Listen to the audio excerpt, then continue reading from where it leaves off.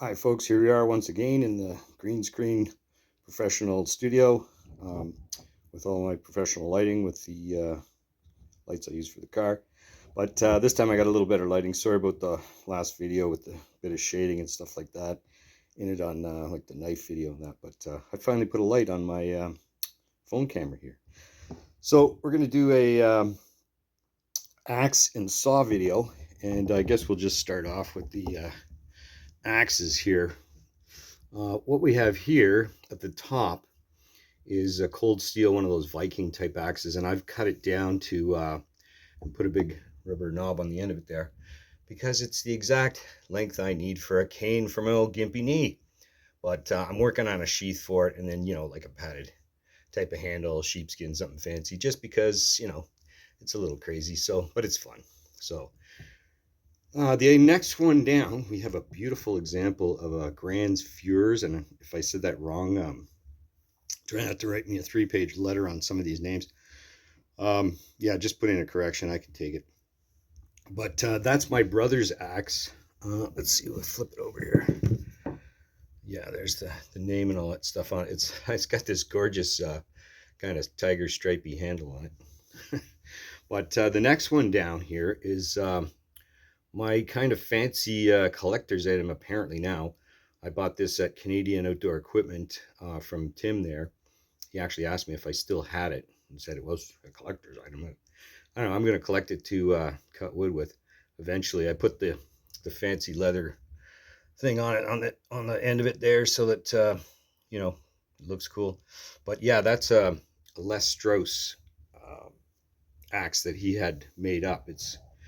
It's kind of gorgeous. It's a Wetterlings. Hopefully I said that right.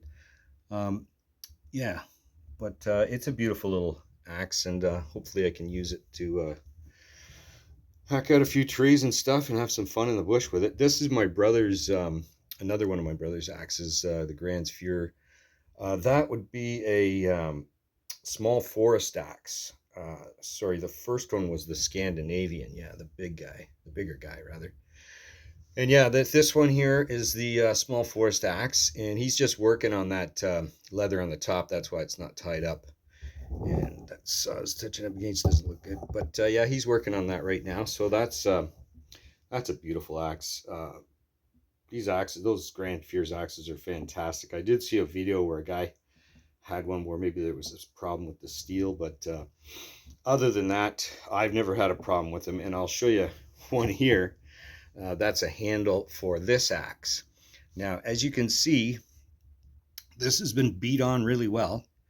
I paid a whole $5 for it at a car show, and I beat my buddy to it before he grabbed it. But they've actually right here, it's been peened on either side with maybe a ball peen hammer or something. That's the reason the handle's not on it already, and I'll clean it all up so it looks pretty. But yeah, a whole $5, and paid a lot of money. That's like a $50 handle, I think, or more. But that one there I'll fix up eventually. And this guy here on the bottom, that's mine. That would be the outdoor axe. That's like, I think, one of their latest axes. It's got the little steel collar on it and all that kind of stuff. It weighs about a pound. It's beautiful. And a lot of these axes go into kits that I've put together. That's why I got uh, all kinds of stuff like that. I love putting kits together. I can't help myself. But, and the little pouch behind it there, that goes on it. And it's got the little hammer loop, of course, if you want to put it on your belt when you're using it. And other than that, it gets stuffed into one of my light, ultralight type backpack systems. We'll stick with the axes for now, I guess. A lot of them look brand new because they are, but this one isn't. Certainly this East Wing or Est Wing, however you say it. That's an oldie. That's been around for a long time. And that's the reason why some of these axes look brand new, because we use that axe to go camping and do a whole bunch of other stuff with. The next one here, if you can see the end of it here a little better, that's a Pipe Hawk from Cold Steel. And the handle, this one here, my brother, I think, bought off me or something like that. He owns it now anyways. And I stained the handle a little bit because they come like a snow white handle on them. So that kind of goes with the Michael Jackson glove sort of thing. So on our backpacks, we like to kind of make things look natural. Now there's an East Wing hatchet.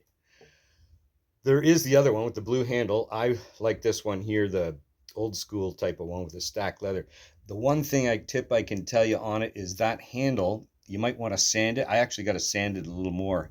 It's I'd like to make it a little rougher because, man, is it slippery when you start using it. So, but other than that, that's a beautiful little hatchet. It's a heavy hatchet, but I mean, it's pretty well unbreakable unless there's something wrong with you. The next guy down is my, I think that's the Trailhawk, I think. Now I put a longer handle on it, painted it green, and it's got the little hammer there type of thing on the end, and it's a very light tomahawk, basically, right? So that goes into another system I have that goes along with something else in here. Oh, yeah, I'll show you in one of the saws.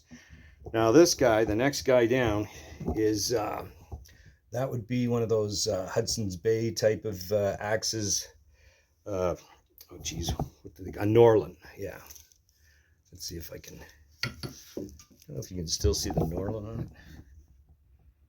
Yeah, there it is. Yeah, you can still see the Norlin. Now that's, and it's got a straight handle on it now, which I put on. I don't know how many handles it's been through on this axe. I've had that for over 40 years. So that's one of the main axes I've always used. Put the straight handle on, I believe, to just slide into a pack system that it also goes on. And then what else we got for axes? I guess that's kind of it, other than, I'll show you that one in a bit. You can use that shovel. That's a cold steel shovel. You can use that as an axe. I just thought I'd throw that in there. But yeah, next we'll start with our saws. Of course, your silky saws, you can't go wrong. Here's the little super light duty one. Funny story behind it, I ordered the extra blade for it. I can't remember if it's a hardwood or soft. That's, I believe, the softwood blade with the large teeth. And from Canadian Prepper, from Buddy Nate, brother from another mother. And he didn't have any of the blades, so he just sent me the whole saw. So now I've got two of those. Great guy. Really appreciate that. And of course, for years and years, I've been using the Baco saw, right? Baco, tobacco, whatever you want to call it. They're fantastic, pretty well unbreakable. Nothing wrong with those saws at all. And that's why some of the other ones don't have too much use, because I've been using that for years. The next one up, I got this a little while ago. It's a K-bar.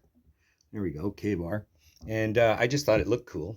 It's probably not that great a saw. It does have huge teeth for softwood. So that might be a good thing or not, but the handle kind of matches, you know, the Ontario knife stuff. So I thought that was cool.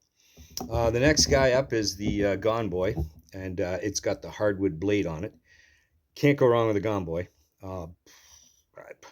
Silky saws are just fantastic. I mean, yeah, you can damage them or whatever, but if you're careful with them, you won't. And of course, I just left the big boy folded up because that's one of my main saws. I use it around the house, camping. I use it for everything. I do have the other blade for it, the hardwood blade, but and of course I bought it before the Outback series came out. So hey, you can always paint it green, right? Like all the other stuff I have. But we'll swing on over to the big saws here on the couch. Just move this axe out of the way so I won't hit my knee on it. What we have here is a Bob's Buck Saw. Now, I've painted it because it goes onto a system with actually the mate for that guy, for the Norlin axe, on a backpack that's exposed. So, yeah, and they're tied on tight, don't worry. But that's the 24-inch. You can't go wrong with a Bob's Buck Saw. I think they're pretty expensive now, but they are awesome. And the other guys up, of course, is Boreal. I can't say enough about them. They're awesome saws. That's the 21, of course, because I had a 24-inch Bob's Buck Saw. So, yeah, they make, I guess, the 3 different sizes. It's fantastic. I met the guys at the Sportsman Show, Boreal, and I was just talking to them about the little clip guy there that can pop off. I've taped mine on the end. I put a piece of tape over it. But they said, yeah, they knew about that, and just that's why one of them, they send you a spare one. And then the gentleman there just handed me a package of 2 to me, and then a package of 2 to my brother as well. So yeah, no worries, they go in the repair kit. But other than that, they're fantastic. These cam type of saws are awesome. And the little pouch behind it is for a system that I made up. You're gonna think it's cool when I put it out because it's the ATAX FG, a real Russian commando assault pack that's off the charts.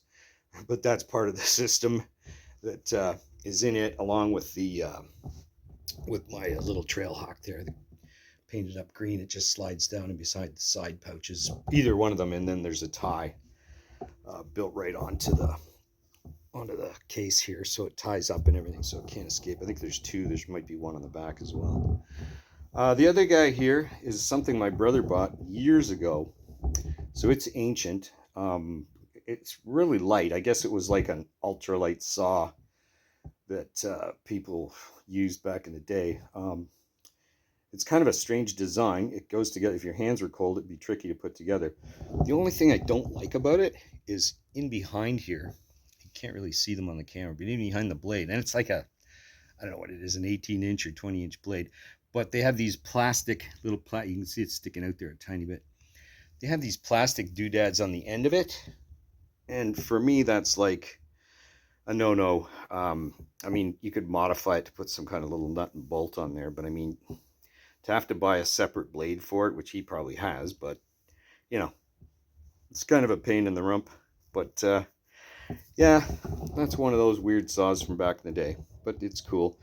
The only one, and I just forgot now to bring out, was the Coghlan saw, the little aluminum guy. There's nothing wrong with one of them. I've had one for, oh my God, 40 years. But and I got to back up for this next one here, folks. So I just got this from a company, that big guy there, it looks like a Silky saw, but it is not. It's made by a company in Korea, and there's the name of it there. I'm not even gonna try and say it so I don't look really stupid, but that's their large tooth folding saw for pruning and all that kind of stuff. But and it's basically a very similar design. Oops, sorry about the light. A similar design. It's almost identical when I looked at one of the giant Silky saws. The difference is the equivalent to it is like $350, I think, or someplace, or anywhere from $300 to $400. So I just thought, wow, and that cost me $150 tax and shipping in, and I bought one for my brother as well. And just give me a second, I'll bring you right back. Okay, so there's the saw and axe video, folks. Hope you enjoyed it. I really appreciate folks watching my videos. Got some really nice comments from people, and hopefully I can make some more. I'm going to try and do a Canadian Forces clothing video, and if I get the names and stuff wrong, it's because I'm not gonna look everything up and study it all. I'm just gonna pull out stuff to show you, and it's for fun. It's camo camping and fun. It's not camo camping and walking an encyclopedia on Canadian Forces equipment, that's for sure, because I sometimes get a 3-page letter explaining stuff to me about that, and which I appreciate, no problem. But yeah, it's been fun doing them, and I'm going to try and continue doing them for you folks to watch. So you have yourself a fantastic day, and we'll see you on the next video.